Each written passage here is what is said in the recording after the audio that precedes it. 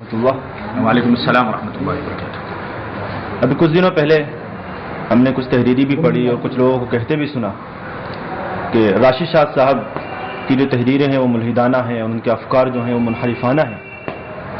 آپ کا الحمدللہ قرآن و حدیث سے ایک لگاؤ ہے اور اس زمانے سے وابستگی ہے، آپ کا اس بارے میں کیا خیال ہے؟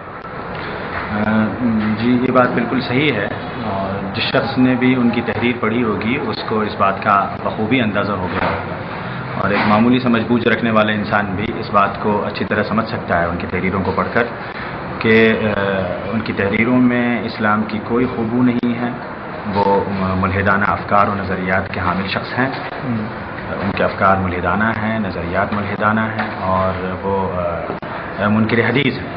صاف واضح طور پر ہم جس بات کو کہہ سکتے ہیں کہ وہ ایک منکر حدیث ہیں، اور بالکل واضح طور پر منکر حدیث ہیں۔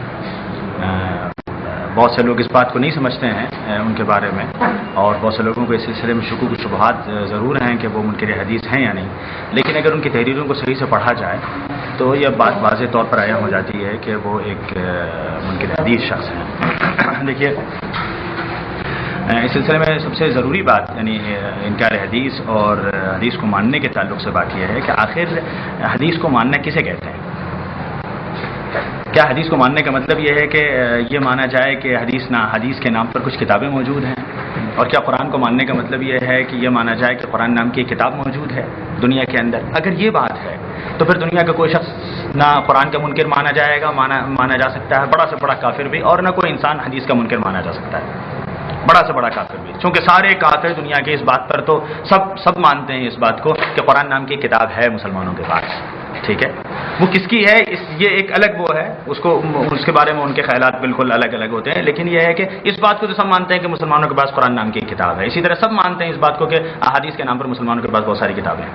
اگر کوئی یہ کہتا ہے کہ اگر اس معنوں میں کوئی شخص راشد شاہ صاحب کو حدیث کا ماننے والا کہہ رہا ہے کہ وہ اس بات کو مانتے ہیں کہ حدیث کے نام پر بہت ساری کتابیں ہیں مسلمانوں کے پاس، ہاں تو ٹھیک ہے، اس معنی میں تو واقعتاً وہ حدیث کو ماننے والے ہیں، لیکن حدیث کو ماننے کا جو اصل مطلب ہے، جو صحیح مطلب ہے، وہ یہ ہے کہ انسان اس بات کو تسلیم کرے کہ احادیث حجت ہے، حدیث کو اسلام میں تشریعی مقام حاصل ہے، احادیث کی بنیاد پر مسائل اخذ کیے جائیں گے، احادیث کی بنیاد پر مسائل مستنبط کیے جائیں گے احادیث سے، اور یہ کہ احادیث اللہ پاک کی طرف سے وحی کرتا ہے، احادیث اللہ کے رسول صلی اللہ علیہ وسلم کے ذاتی خیالات نہیں ہیں۔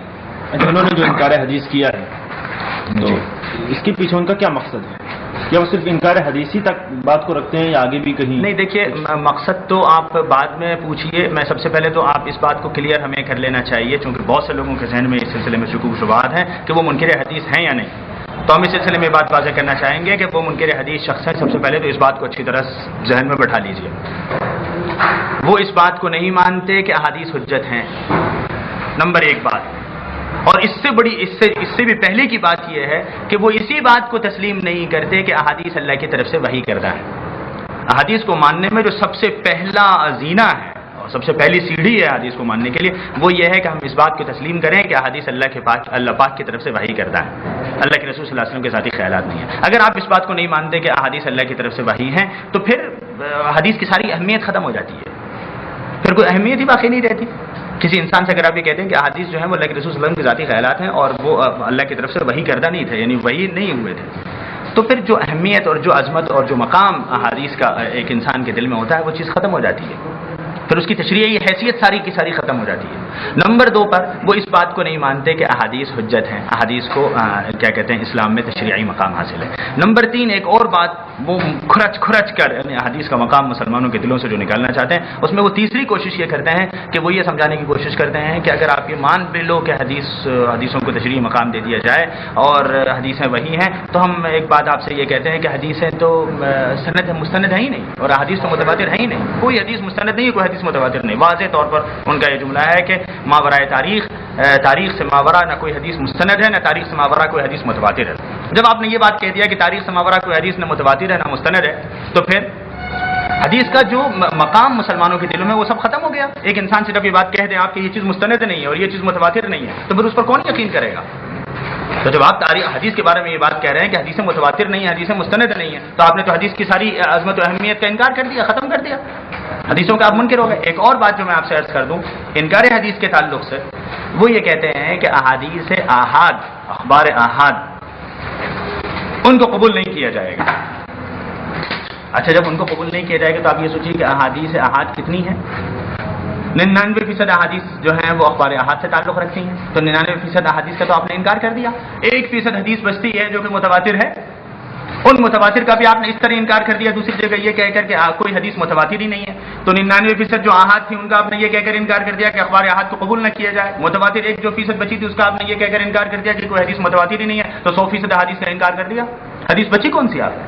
نہیں کہ ایسا تو نہیں کہ ان کے انکار کا مطلب یہ ہے کہ وہ حدیث حضور صلی اللہ علیہ وسلم کے زمانے کے ساتھ خاص ہوں اور حضور صلی اللہ علیہ وسلم کے زمانے کے جو حالات تھے ان کے ساتھ خاص ہوں. اب حالات بدل گئے ہیں اور وہ حالات سے بہت واقف نہیں. دیکھیے یہ تو ایک پانچویں شکل ہے اور کہنے کا مطلب ہے کہ وہ یعنی جو کئی جو اسٹیپ انہوں نے اختیار کیے ہیں حدیث کے انکار کے لیے، اس میں ایک بات یہ بھی ہے جو آپ فرما رہے ہیں، ٹھیک ہے، کہ ان کا کہنا یہ ہے کہ اصل میں اللہ کے رسول صلی اللہ علیہ وسلم کا اسوہ ہمارے لیے جو ہے وہ قابل عمل ہے اور اس پر عمل کرنا چاہیے. رہ گیا مسئلہ حدیث میں جو اللہ کے رسول صلی اللہ علیہ وسلم کا جو پس منظر اور آپ کی زندگی کا جو حلیہ ہمارے سامنے آتا ہے وہ در حقیقت اس زمانے کے مطابق ہے، اور اگر ہم اس کو قبول کرتے ہیں تو اس کا مطلب یہ ہے کہ ہم اللہ کے رسول صلی اللہ علیہ وسلم کو اس زمانے کے ساتھ خاص کر دیتے ہیں. تو یہ بھی ایک پہلو ہے جو انہوں نے لیا ہے احادیث کا انکار کرنے کے لیے، ٹھیک ہے، کہ احادیث کو اس لیے نہیں وہ کیا جا سکتا کہ احادیث اس زمانے کے پس منظر میں رہ کے مسئلہ اللہ کے رسول صلی اللہ علیہ وسلم کا اسوہ ضرور قابل عمل ہے، اور اسوہ جو ہے وہ کہاں سے لیا جائے گا؟ وہ قرآن سے لیا جائے گا. یہ انہوں نے کہہ دیا. ٹھیک ہے، انکار حدیث کی زد اسلام کی کسی اور نظام پر پڑتی ہے، قرآن پر پڑتی ہے، یا اسلام کا کوئی اور نظام بھی متاثر ہوتا ہے؟ میں آپ سے صاف طور پر عرض کروں کہ اصل ان کا جو مقصد ہے وہ انکار حدیث نہیں ہے. انکار حدیث تو اصل میں انہوں نے ایک ذریعے کے طور پر اختیار کیا ہے. اصل میں یہ چاہتے ہیں کہ مسلمانوں کے دلوں سے دین کو کھرچ کر نکال دیا جائے، مٹا دیا جائے.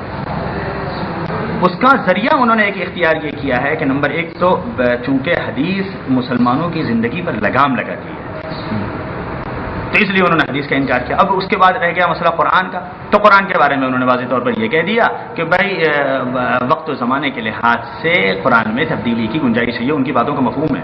چنانچہ انہوں نے خاص طور پر مثلا کہ جو لڑکیوں کی میراث کا مسئلہ ہے اس کو اٹھاتے ہوئے انہوں نے یہ بات کہی کہ ہو سکتا ہے کہ اس زمانے میں، ٹھیک ہے، اگر لڑکیوں کو نصف دیا جائے لڑکے کے تو اس کا مطلب یہ ہے کہ یہ شاید اس زمانے کے اعتبار سے قرین انصاف نہ ہو اور انصاف کے مطابق نہ ہو. اب آپ یہ بات سوچیں کہ قرآن پاک نے جس فیصلے کو بالکل واضح طور پر بیان کیا اس کے بارے میں یہ کہنا ہے کہ ہو سکتا ہے کہ اس زمانے میں شاید یہ قرین انصاف نہ ہو، اور پھر یہ کہنا کہ جو لوگ اس بات پر اصرار کریں کہ نہیں اسی زمانے کی چیز اور وہ قرآن پاک میں جو باتیں کہی گئی ہیں انہی کو وہ کیا جائے اور سب کچھ، اور جو بتا دیا گیا قرآن پاک میں اسی کو لیا جائے، تو پھر ان پر یہ اعتراض کرنا راشد شاہ صاحب کا، یہ دیکھیے کس قدر خطرناک بات ہے. یہ کہنا کہ جو ہے وہ ان کو چاہیے کہ وہ اس زمانے کا ماحول پرووائڈ کرے چونکہ ٹیکسٹ جو ہے وہ کانٹیکسٹ کے مطابق ہوتا ہے. یہ کیسی غلط اور بالکل یعنی ناسمجھی کی بات ہے.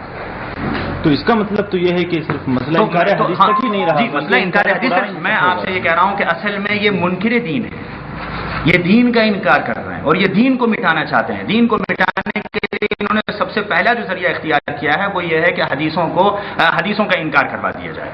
سب سے پہلے تو یہ کہہ دیا کہ حدیثیں وہی نہیں ہیں. دوسرے نمبر پر یہ کہہ دیا کہ حدیث حجت نہیں ہے. تیسرے نمبر یہ کہہ دیا کہ حدیثیں مستند متواتر نہیں ہے، ٹھیک ہے. اور پھر یہ کہہ دیا کہ حدیثیں جو ہیں وہ اصل میں اس زمانے کے پس منظر میں ہیں، ٹھیک ہے، اس لیے حدیثوں پر عمل نہ کیا جائے، اس پر عمل کیا جائے اور اس وقت قرآن پاک سے لیا جائے.